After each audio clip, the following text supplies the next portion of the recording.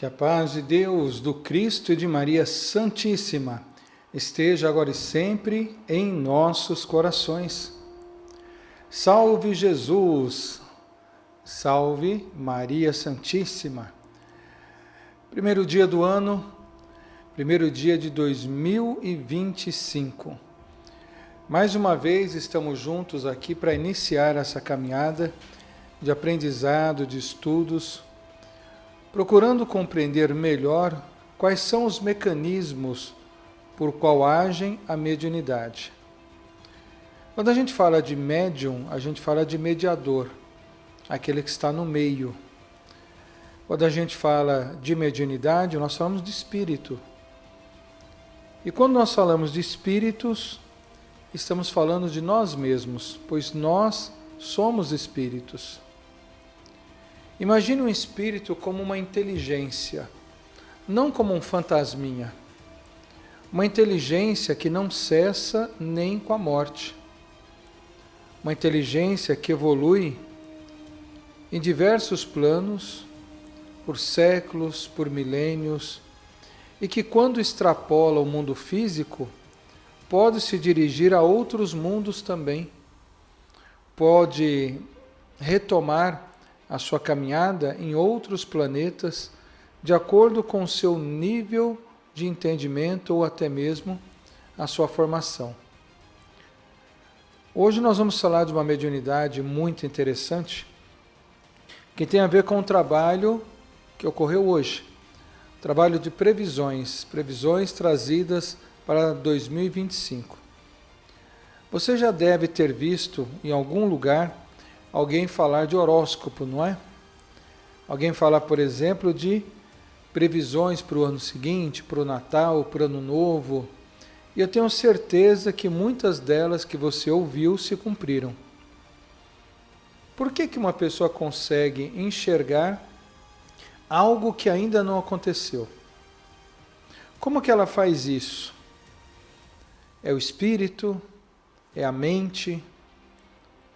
No nosso caso, aqui na casa, nós temos o médium Gilberto Rissato, que se coloca à disposição sempre no primeiro dia do ano para te colocar como um instrumento dos espíritos. E eles ali, através desse médium, possam trazer informações relevantes para nós. Eu me lembro das primeiras reuniões que ocorriam referente a esse trabalho. E quando o Gilberto trazia as mensagens de fatos, principalmente desastres naturais, problemas políticos, problemas relacionados à saúde mundial, muitas pessoas não queriam ouvir. Eu não gosto de ouvir essas coisas. Essas coisas eu não quero saber. Outros, curiosamente, queriam muito ouvir para ver o que ia acontecer.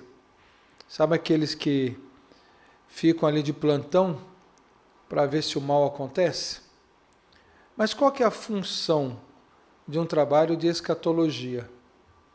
Nostradamus fazia isso através das suas centúrias, não é? Os profetas faziam isso através das palavras que eles proferiam em nome de Deus. Moisés enxergou isso e por isso construiu uma arca. João, o evangelista, conseguiu transpor mais de 2000 anos e pela sua vidência enxergou o mundo como estava, se assombrou com ele. Por que geralmente as pessoas conseguem enxergar mais as coisas ruins do que as coisas boas? Mais situações que nos causam medo do que aquelas que nos causam alegria. Tudo tem uma explicação.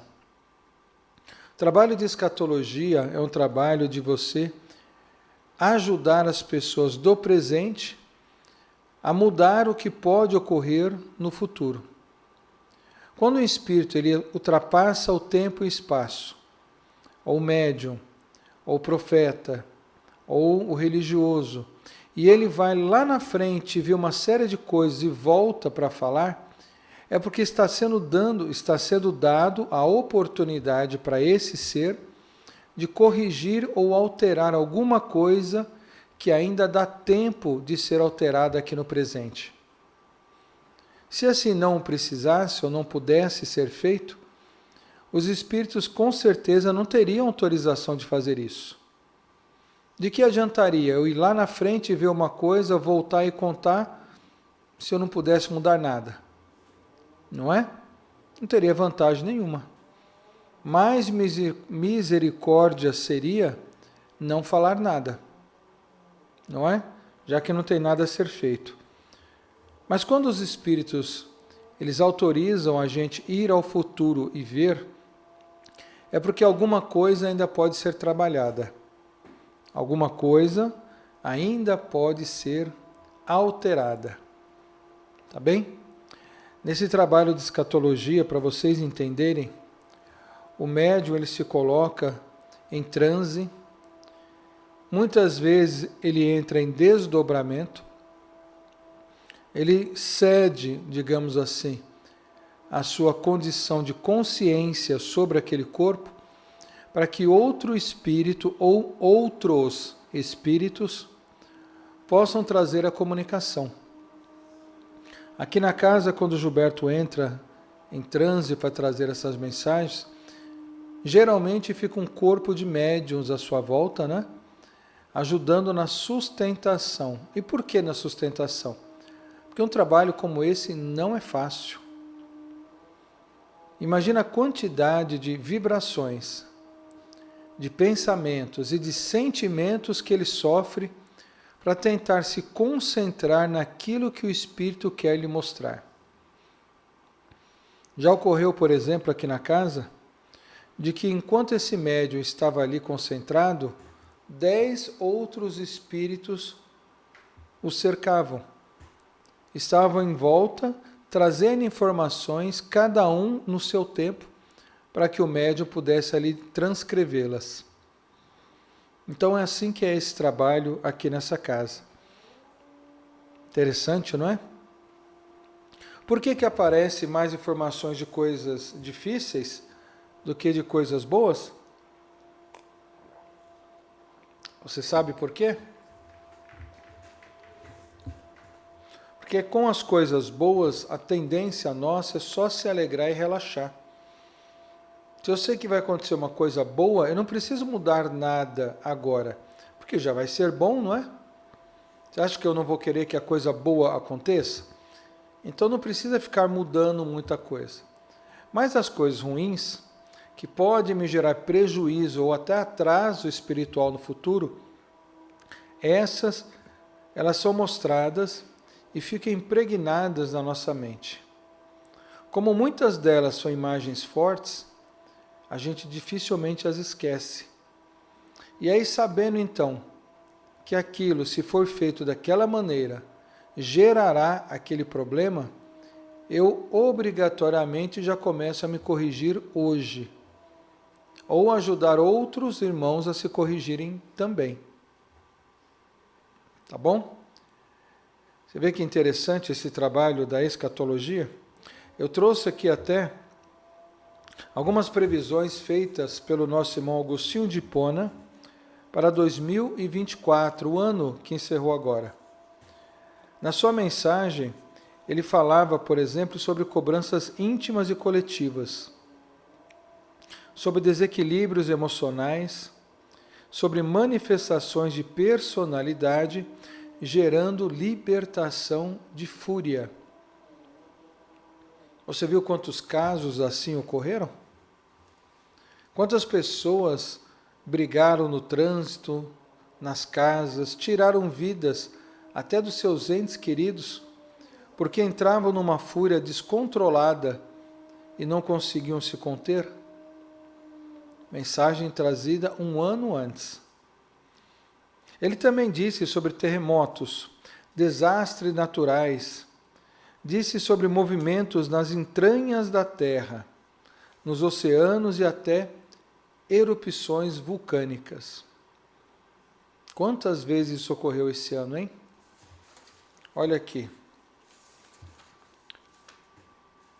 Em 2024 tivemos terremotos, por exemplo, um terremoto de magnitude 7,6 na escala Richter, atingindo o Japão no primeiro dia de 2024, deixando pelo menos 57 mortos. Tivemos chuvas intensas e inundações. E nos dias finais de abril de 2024, o estado do Rio Grande do Sul sofreu com essas chuvas, com as enchentes, com as enxurradas, atingindo 478 dos 497 municípios gaúchos. Essas chuvas afetaram 2,4 milhões de pessoas, deixando mais de 4 mil desalojados. E segundo a informação oficial, 173 mortos e 38 desaparecidos. Foi o maior desastre natural da história do nosso país. Cidades inteiras submersas. Inteiras. Tivemos mudanças climáticas também em 24 de agosto, com um vendaval trazendo rajadas de 80 quilômetros, estragos em casas, nuvens de poeira, tudo aonde? No Texas? Não, interior de São Paulo. Coisa que a gente não via no Brasil, não é? Tivemos erupções vulcânicas. Na Islândia, um vulcão perto da sua capital, um vulcão já adormecido durante 800 anos, entrou em erupção pela 7ª vez em 2024.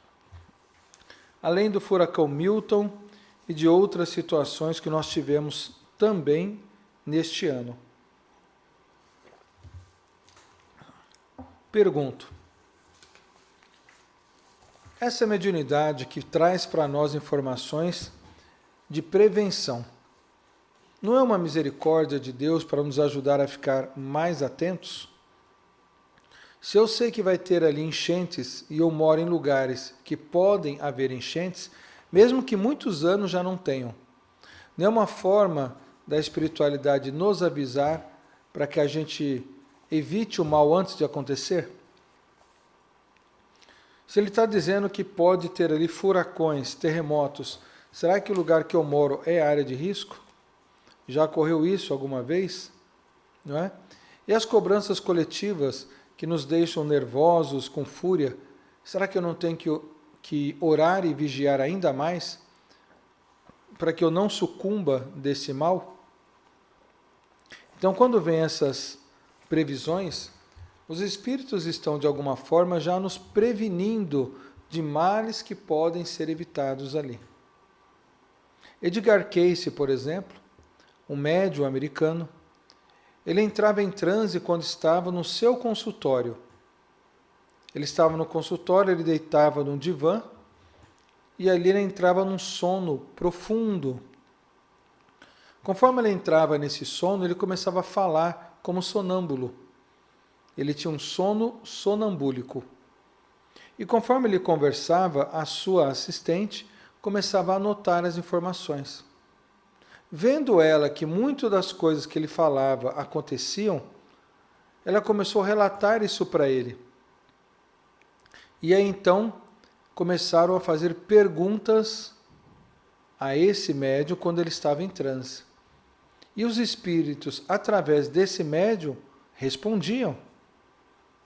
Foi assim que ele descobriu a maior parte dos postos de petróleo nos Estados Unidos. Sabe aqueles postos que tem no Texas, que você vê em imagens, em filmes, né? Aquele aparelho que vai descendo e subindo assim, ó. Parece um pica-pau, né? Baixando e levantando, bombeando, na verdade, o petróleo das profundezas da Terra. Boa parte daqueles postos que tem lá foram descobertos pela mediunidade de Edgar Cayce.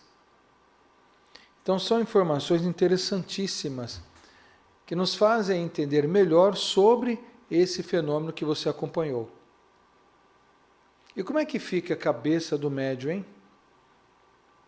Como é que fica a cabeça de alguém que enxerga coisas terríveis que estão para acontecer? O médium ele tem que ter uma estrutura íntima, moral e psicológica muito boa. Porque você ver desgraças, coisas ruins, mexe com o seu psicológico também. Então o médium que se coloca para esse trabalho, ele tem que trabalhar muito a sua consciência para que ele não seja influenciado de forma ruim por essas imagens. Tá? Você já foi médium de informações assim? Você já conseguiu prever alguma coisa que iria acontecer e aconteceu? Vai colocando aqui embaixo nos comentários, vai falando aqui para nós, tá bem? Por isso que a gente está lendo essa informação hoje sobre esse trabalho, iniciando esse ano e buscando sempre a proteção dos bons espíritos para que a gente continue cada vez melhor, tá bom? Essa é uma das mediunidades citadas por Kardec. Existem outras, por exemplo, como a psicometria, que é o fato do médium encostar a mão em um objeto e ele conseguir enxergar toda a história que aquele objeto gravou. Se teve briga na sala, o copo registrou.